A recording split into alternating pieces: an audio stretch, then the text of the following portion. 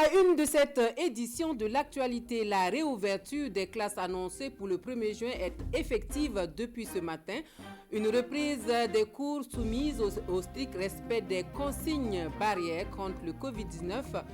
Une première matinée de reprise particulièrement surveillée par le ministre en charge de l'Éducation nationale à Ouagadougou. Le constat de cette matinée de retour en classe dans la capitale et dans les régions à suivre dès le début de ce journal. L'électricité désormais à la portée des populations de Zumbairi. Le système d'électrification solaire installé par l'Agence burkinabé d'électrification rurale est source de lumière et opportunité de développement socio-économique. La remise des premiers kits solaires dans quelques instants. La tenue probable de la 20e Semaine nationale de la culture est consignée dans un rapport que les organisateurs remettent au ministre Aboubou Dioulasso. Nous en saurons davantage sur la question dans ce journal ainsi que sur la clé de répartition de l'aide financière du président du Faso aux acteurs culturels pour amoindrir les effets du Covid-19. Commerce informel de carburant qui a le vent en poupe à Tiébélé. La pratique n'est pourtant pas sans conséquences sur les moteurs des engins, mais il faut dire que la proximité avec la frontière du Ghana encourage les consommateurs dans cette option. Vous saurez pourquoi en fin d'édition. Bonsoir, ravi de vous retrouver pour les actualités dans cette édition sur la télévision du Burkina. Pour ouvrir ce journal, je porte à votre connaissance ce décret.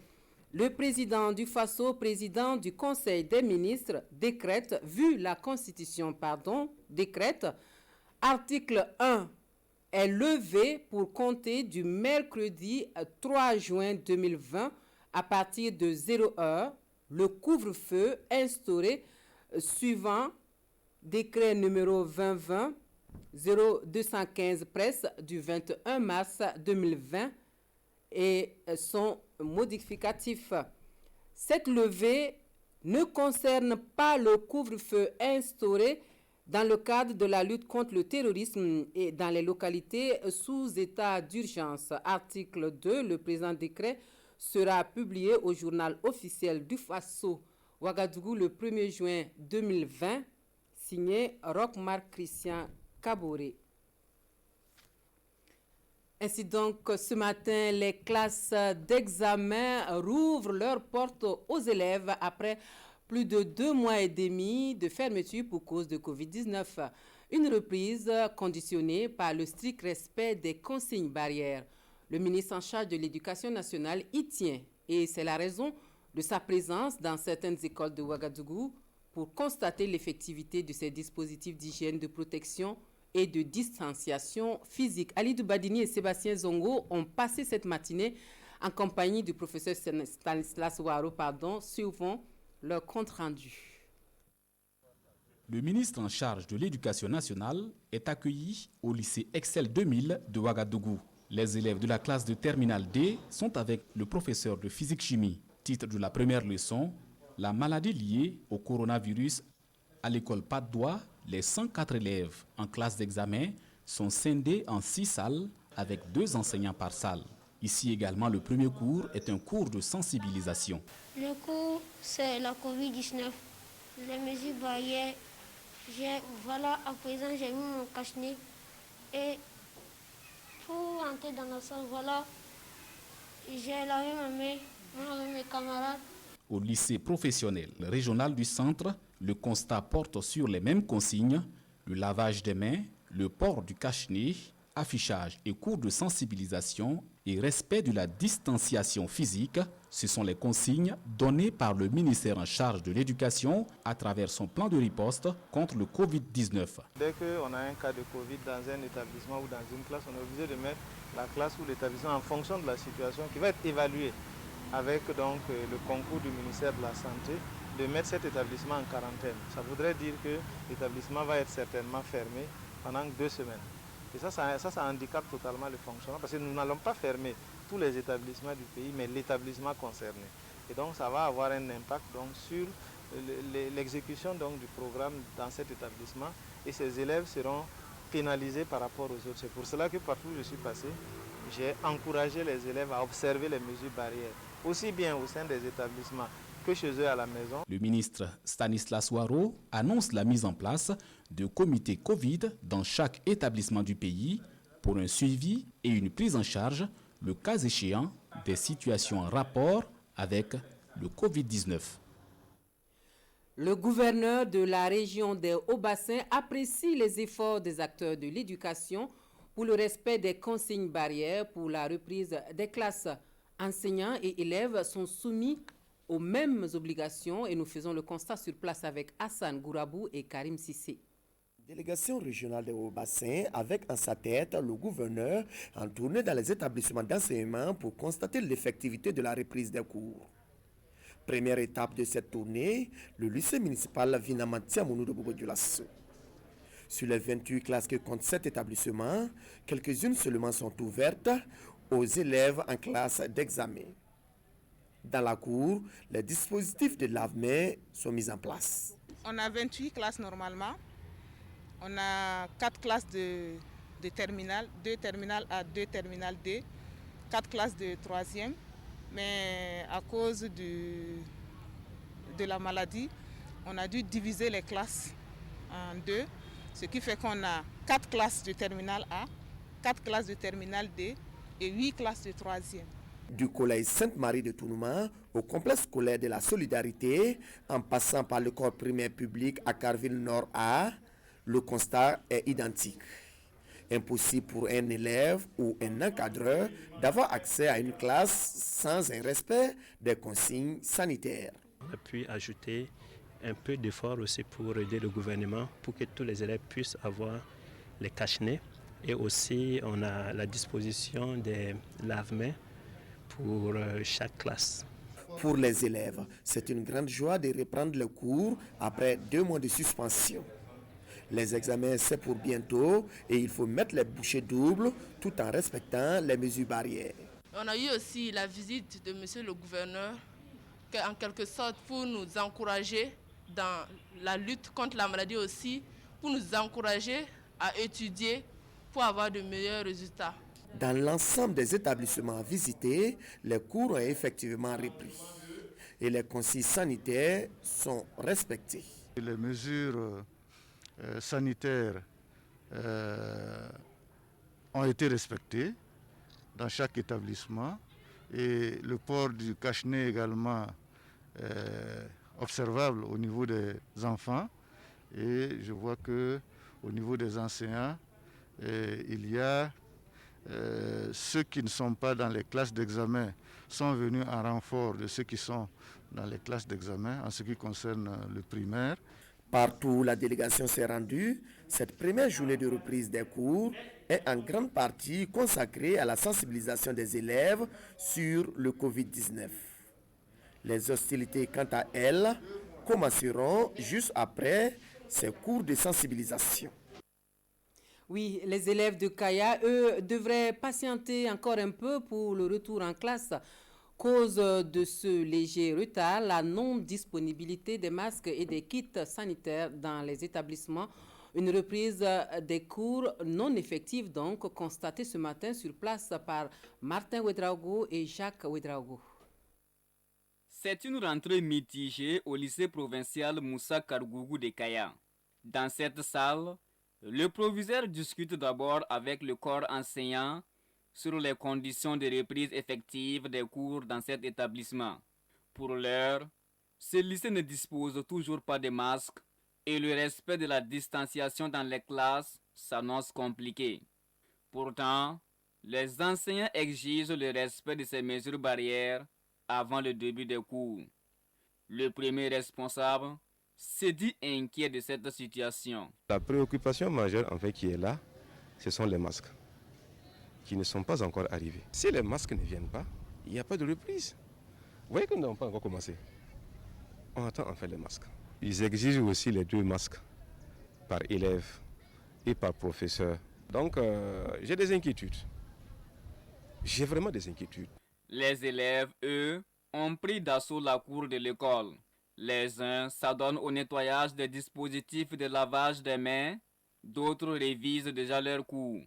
Ils sont tous impatients de retourner dans les salles de classe afin de sauver leur année scolaire. Quand ils nous ont informé que la reprise sera bel et bien aujourd'hui, nous on était contents de reprendre les classes puisque c'est important pour nous, quoi.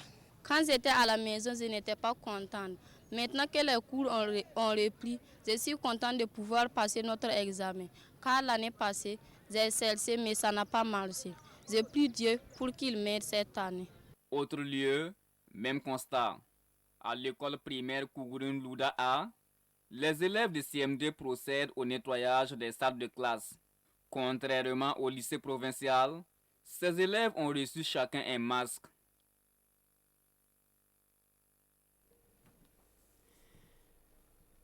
Oui, des salles de classe nettoyées, réménagées et réaménagées pour permettre le respect de la mesure de distanciation physique, des dispositifs de lavage de mains, le port de masque obligatoire. Le constat est à peu près le même à Dori, Dédougou, Gawa, Fadan Gourmand, bien que dans cette dernière localité, l'on accuse un retard dans la réception des dispositifs sanitaires du gouvernement en cours de distribution.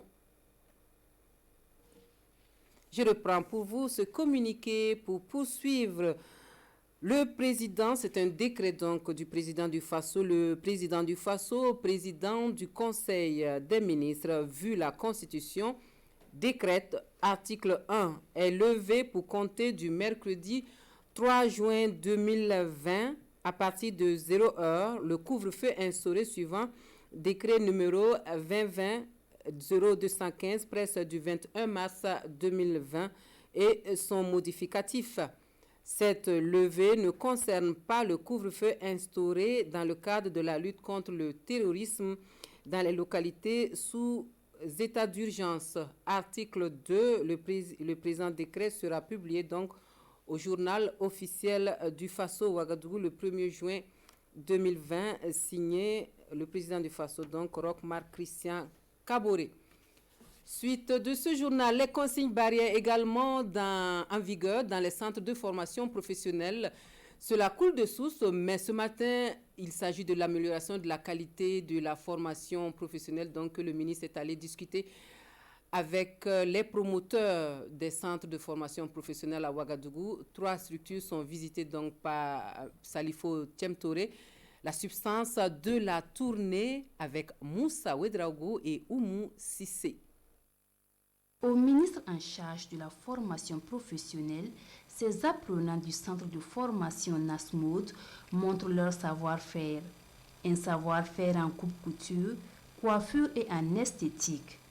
Première étape d'une série de visites de Salifou Tchemtore. Cap est ensuite mis sur le centre de formation Empreinte Professional School, un centre qui offre aux jeunes des formations de courte durée en transit, secrétariat, comptabilité et en commerce. Le centre de formation Sœurs-Filles de Saint-Camille est la dernière étape de la tournée. Il forme des jeunes filles en coupe-couture, coiffure et en enseignement ménager. Et à tous ces promoteurs privés, le même discours. Notre vision, c'est de faire donc de la formation professionnelle un tremplin pour donc l'emploi. Et il faut donc donner la vision comme formation professionnelle option emploi. Et pour que ces centres soient performants, il y a nécessité de les soutenir pour une formation professionnelle de qualité. Vous avez vu qu'on n'a pas aussi assez d'espace. Si on peut faire des bâtiments en plus en haut, ça va encore augmenter la capacité d'accueil. Si on a de l'espace et puis on a la matière d'œuvre, je pense que ça va nous aider beaucoup. Il serait important que le ministère s'implique davantage pour l'insertion professionnelle de nos apprenants, en faisant une forme de mentorat, de sorte que lorsque les apprenants finissent, que le ministère puisse éventuellement parrainer des stages. Nous aimerions continuer à nous accompagner parce que le centre vit de ses fonds propres et pour avoir la matière d'œuvre, comme la responsable des apprenantes a dit, c'est pas facile. Des doléances qui trouveront réponse lors des prochaines assises sur les états généraux de la formation professionnelle, foi de Salifou Tchemtore. Et le vent de développement qu'apporte l'électrification rurale souffle désormais à Zoumaïri pour le plus grand bonheur des 2500 âmes vivant dans cette localité. Le système d'électrification solaire réalisé par l'agence burkinabé d'électrification rurale aura coûté plus de 100 millions de francs CFA. L'on se souviendra encore pour longtemps. Ce vendredi 29 mai 2020, à Zoumaïri, jour de remise des premiers kits solaires, comme nous l'affirment Drissa Traoré, Siriki Milogo et Karim Sissé. Des kits solaires pour bouter l'obscurité de Zoumaïri dans la province de Kénédougou. L'initiative du ministère de l'Énergie avec le financement du Conseil de l'Entente. Un projet réalisé par l'agence burkinabé d'électrification rurale. Son inauguration traduit la volonté du gouvernement à faire de l'accès à l'énergie pour tous une réalité au Burkina Faso. Aucun village ne sera ignoré dans cette lutte pour pouvoir faire de telle sorte que l'énergie puisse être accessible à tous. C'est vous dire qu'avec ce mécanisme, nous sommes à mesure de nous déployer un peu partout et faire de telle sorte qu'aujourd'hui, les villages se sentent aussi dans le développement que nous sommes en train d'imprimer. Ici à Zoumaïri, qu'est-ce que nous avons fait? Nous sommes venus donc dans un village isolé apporter l'énergie à travers la technologie du solaire. Donc avec un investissement autour de 100 millions de francs CFA, financé avec le Conseil de l'Entente et l'Agence burkinabé d'électrification rurale, on a pu changer la vie donc, de ces populations. C'est un système basé sur les énergies renouvelables, appelé en anglais Solar Home System. Il vient ainsi changer le visage et les conditions de vie de 2582 habitants de Zoumaïri. Les Maliens sont venus il y a environ 2 mois de cela, même ici, n'ont plus reconnu le village la nuit. Donc c'est un changement radical au sein du village que ces kits-là ont apporté. À noter que Zoumaïri, dans le Kénédougou, vient allonger la liste des villages bénéficiaires. Sampo Dalakossi étant le premier village à avoir bénéficié de ce système, ainsi que Djofoloma dans le Oui. Et cet acte concret pour le démarrage des travaux de construction des logements de Lorofourso, le site qui doit abriter des logements sociaux est officiellement mis à la disposition des promoteurs immobiliers ce 1er juin 2020 après plusieurs médiations menées pour aplanir les difficultés du projet au sein des populations. Le compte-rendu de la cérémonie officielle de remise avec Drissa Traoré, Ouidjaro Kiasano. Un pas de franchi vers la réalisation du programme national de construction de logements. Avec cette remise officielle de sites aux promoteurs, 900 logements sociaux et économiques devront bientôt sortir de terre, ici à Lorofourso, dans l'arrondissement 6 de Bobo-Dioulasso. 300 logements économiques et 600 logements sociaux. Alors c'est une mise en œuvre de tout un programme parce que Bobo-Dioulasso, je pense que si je ne me trompe pas, nous devrons faire 8000 logements pour toute la commune de Bobo-Dioulasso. C'est des logements de type F3, c'est-à-dire 2 chambres salon, une douche interne, une cuisine interne sur une superficie relativement autour de 200 à 204 mètres carrés, minimum de 200 mètres carrés. Les logements économiques, c'est des logements de type F4 avec 3 chambres, 2 douches internes, une cuisine sur une superficie d'au moins 240 mètres carrés. 3 promoteurs immobiliers ont la charge de ce projet sur le site de Lorofourso. Un projet qui a traversé des zones de turbulence avant d'aboutir à la cérémonie de ce matin. Il y a eu beaucoup d'incompréhension par rapport à ce site et nous avons été obligés de mettre un comité de médiation qui s'est par la suite transformé en comité de veille. Parce que le ministre en charge de l'habitat et le ministre en charge de l'urbanisme, en tout cas, nous avaient instruit de prendre tout le temps nécessaire pour négocier avec les populations. Parce qu'ils voulaient que le projet se réalise dans des conditions apaisées. Et c'est ce que nous avons fait. Aujourd'hui, nous sommes heureux de constater que le processus est au bout. Tous les propriétaires terriens ont été dédommagés. Et je pense qu'aujourd'hui, rien n'empêche la réalisation du projet. Rendez-vous dans 18 mois pour apprécier le résultat de cet ensemble d'efforts. Toute personne intéressée devra alors débourser 7 500 000 francs CFA pour un logement social, celui économique étant à 16 millions. Et puis, efficacité des politiques publiques et des moyens de l'État, on en parle dans ce journal avec un atelier de renforcement des compétences sur l'opérationnalisation du budget programme qui se tient à Ouagadougou. La formation de ce matin est le début d'une série dont les bénéficiaires sont des cadres de 10 ministères et institutions, et cela sur une période d'1 mois. L'ouverture de l'atelier est suivie par Adama Guiti et Issa Kanana. Ils sont tous acteurs budgétaires du ministère de l'administration territoriale, de la décentralisation et de la cohésion sociale. Réunis ici en atelier, la trentaine de participants renforcent leurs capacités en gestion du budget programme pour une mise en œuvre effective de l'approche au sein de ce département ministériel. L'objectif est de renforcer les compétences de ces cadres-là pour permettre une mise en œuvre effective de l'approche budget programme. Ceci donc dans l'objectif de rendre plus cohérent le budget de l'État et prendre donc en compte les objectifs des différents départements ministériels et institutions, les résultats attendus de ces départements ministériels dans la mise en place des moyens. Cette session de renforcement de capacités s'inscrit en droite ligne avec les objectifs du programme d'appui à la gestion publique et aux statistiques PAGPS.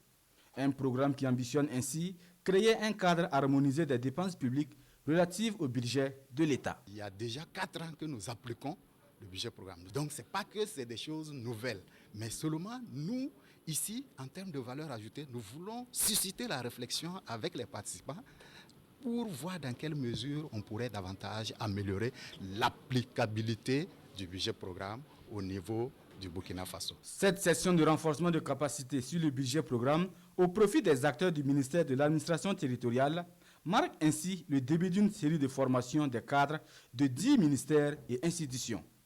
Une formation qui s'étend jusqu'au 1er juillet prochain. Les procédures environnementales et sociales de la Banque mondiale n'auront plus de secret pour les membres des cellules environnementales de ces 3 ministères que sont les infrastructures, l'urbanisme et les transports.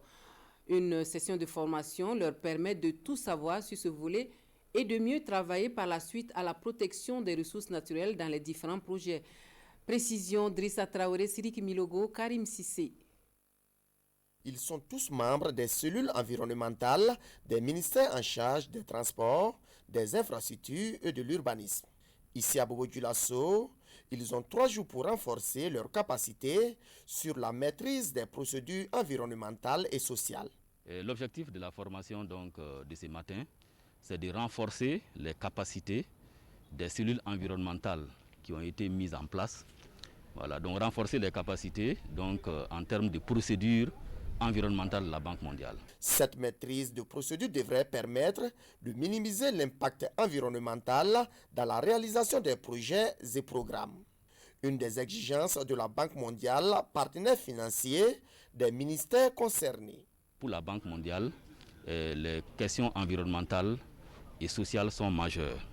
Donc tout projet commence par là. Il faut regarder et évaluer les aspects environnementaux de ces projets-là, s'assurer que les impacts des projets sont positifs et que les impacts négatifs sont suffisamment minimisés.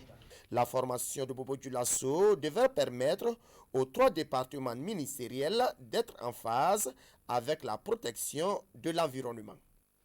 Et la crise du Covid-19 qui a balayé du revers de la main toutes les importantes manifestations au Burkina Faso. Une question à présent, qu'en sera-t-il de la 20e édition de la Semaine nationale de la culture? La réponse se trouve sans nul doute dans le rapport synthèse fait par le Comité national d'organisation de la SNC et remis au ministre en charge de la culture ce 30 mai à Bobo-Dioulasso en présence de Hassan Gourabou et Karim Sissé. Le président du Comité national de l'organisation de la 20e édition de la Semaine nationale de la culture SNC remet ici le rapport de synthèse des propositions de la tenue de la Biennale culturelle 2020 au ministre en charge de la culture. Le comité juge que les propositions faites dans ce rapport sont réalistes et tiennent compte du contexte sanitaire actuel. Pour Abdul Karim Sango, la SNC fait partie des éléments majeurs du patrimoine culturel du Burkina. Il faut donc la porter afin qu'elle résiste à toute forme d'obstacle. Le rapport sera transmis au gouvernement. Je n'ai pas du doute que la qualité de votre travail finira par vaincre les différentes résistances éventuelles. Mais c'est aussi le signe que nous sommes optimistes pour ce qui concerne l'avenir de notre pays. C'est ça. Nous pensons que demain sera meilleur. Et comme demain sera meilleur, notre SNC aura. En marge de la cérémonie, le ministre de la Culture a aussi reçu l'hymne de la SNC et la maquette de la carte professionnelle d'artiste. Une maquette, fruit de 2 ans de travaux. Elle vient concrétiser la marche et tout l'engagement de l'artiste burkinabé vers le professionnalisme. Et le ministre en charge de la culture qui a également en main le rapport final sur la clé de répartition de la mesure présidentielle d'accompagnement des actes culturels. Et il fait le point aux hommes de médias. Voici ce que retiennent Hassan Gourabou et Karim Sissé de cette conférence de presse à Bobo-Dioulasso sur la gestion de cette manne financière. Le rapport final devant servir de boussole à la répartition du montant alloué aux acteurs culturels est fin prêt, annonce le ministre de la Culture. Le pourcentage et les montants de chaque filière sont déjà déterminés. Les promoteurs culturels ayant subi un préjudice perçoivent 14,63% du montant global. Le cinéma obtient environ 25%. Les arts de la scène, 10%. Un appui spécifique de 15% est fait aux artistes membres du BBDA. Abdul Karim Sango précise que la répartition est faite en fonction des différentes filières.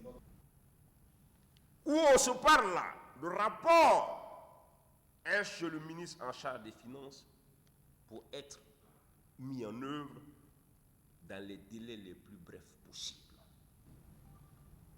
Une ligne budgétaire est en voie d'être ouverte et va être logée auprès du Fonds de développement culturel et touristique, qui est notre fonds structurel de soutien. À ce point de presse, le ministre de la Culture a aussi donné les conditions et critères d'éligibilité. Il a spécifié les personnes et les structures éligibles. Il s'agit de la formation, la production de films, l'exploitation, la diffusion, la distribution et la promotion de films.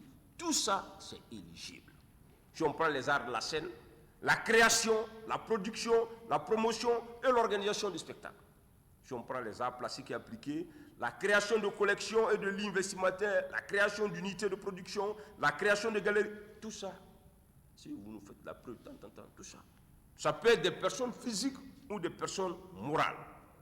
Les personnes physiques peuvent être des associations culturelles, des espaces ou centres culturels ou des entreprises culturelles, légalement reconnues. Pour les personnes morales, il faut disposer d'un registre de commerce et de crédit immobilier. Il faut avoir un IFU, avoir la licence d'entrepreneur du spectacle. À noter que le montant alloué au secteur de la culture est de 1,25 milliard de francs CFA.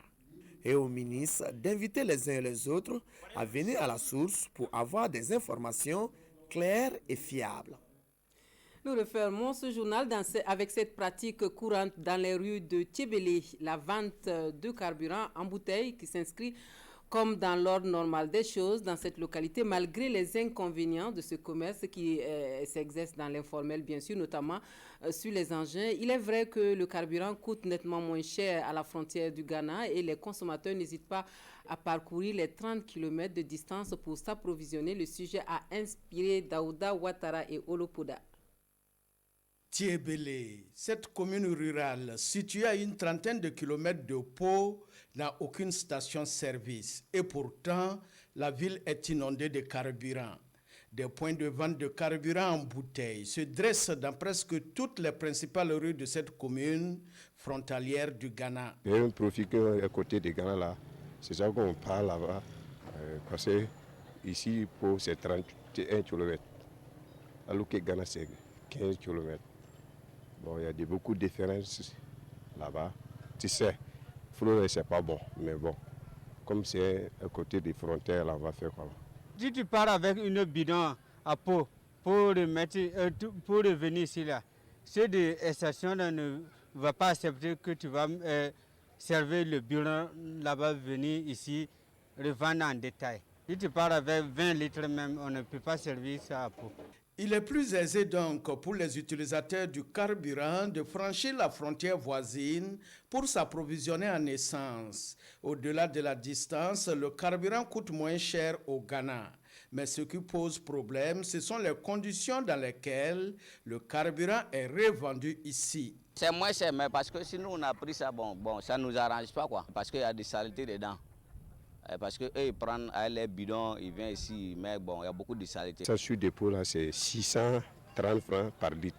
Mais ici, on vend 550 par litre. Et prix d'un gros, là, c'est 20 000 francs. Celui qui vend détail, là, c'est 550. Et qu'en est-il de la qualité du carburant vendu dans ces boutiques de fortune? En tout cas, le doute est là car les pannes des moteurs sont fréquentes, réduisant la durée des engins. Moi, il y a trois motos garées à la maison.